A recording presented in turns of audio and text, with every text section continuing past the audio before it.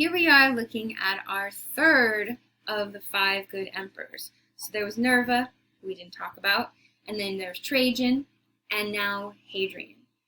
Trajan chose Hadrian as his successor, and prior to being emperor of Rome, Hadrian served as a general in the Roman army. Hadrian was born in the province of Hispania, or Spain as we would know it today, and it was not seen as a conflict of him not being from Rome or from the Italian peninsula. He is a citizen of Rome and therefore could be the emperor. He was a connoisseur of art, he was an author, he fancied himself an architect, he traveled far and wide all over the empire. Probably the most extensively traveled of the emperors, meaning that as emperor, he traveled the farthest distances and really was interested in seeing and understanding the great expanse of this empire. I mean, think about it. From Egypt to England, from Syria to Spain, it crosses so many different basic ecological systems of life and people and languages, and Hadrian wants to understand. He wants to be a leader for the people. Here is his official portrait, and it's our next artwork. This is the portrait bust of Hadrian. Now it's a fragment, but we can imagine that his nose would have been full, and then probably his portrait bust went down to his shoulders.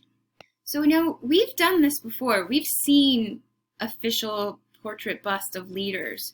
And we've talked about how it conveys their personality, their power, the way that they rule. So let's do that here with this portrait bust of Hadrian.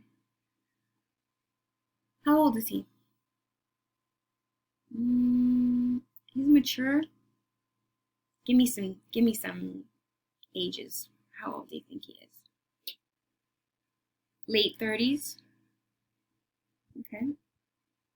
Early 40s, okay. So he's a man in his prime, all right. And is he serious? Is he kind? Is he dim-witted? Is he alert? And where do you see that alertness? Where do you see that intelligence? In his eyes. Look at those eyebrows. They're furrowed and they're looking forward. He's thinking. Remember I said he's one of the most well-traveled of the emperors. He was interested in the people. Look at that hair.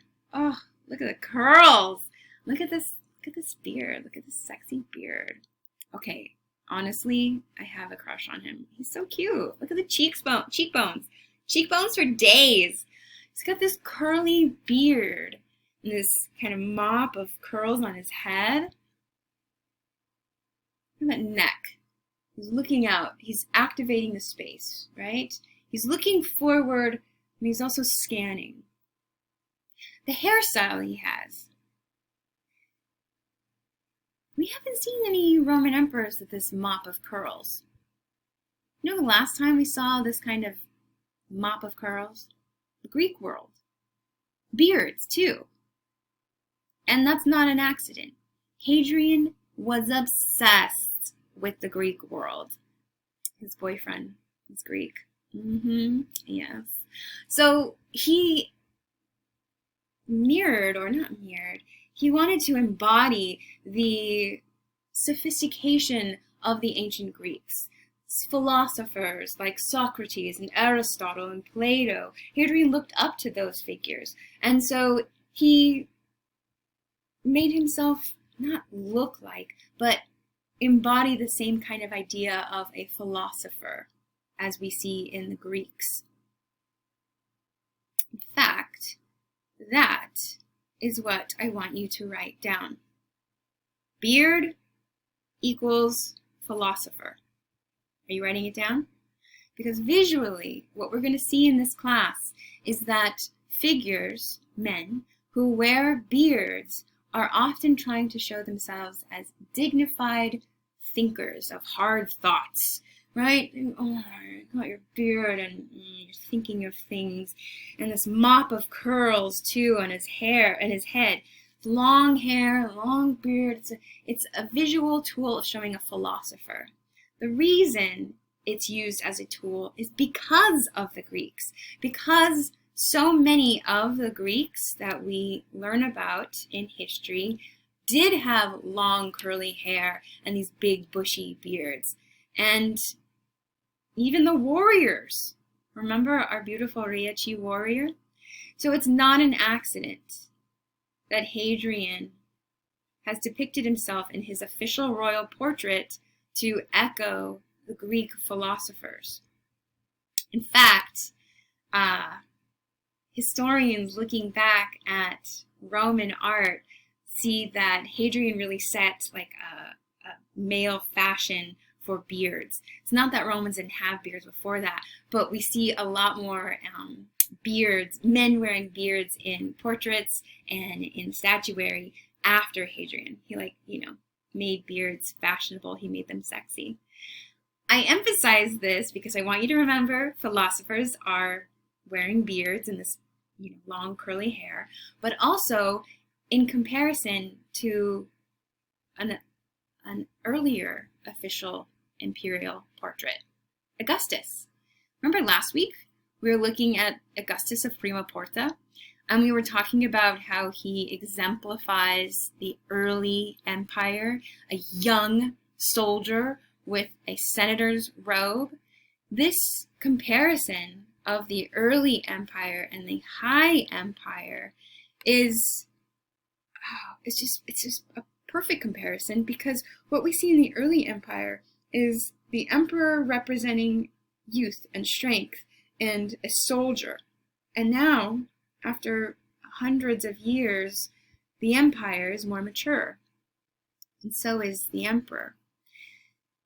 In terms of hairstyle and fashion, I want you to remember that the way that Augustus has his hair, short cropped, clean shaven, that is a soldier. Can you write that down for me?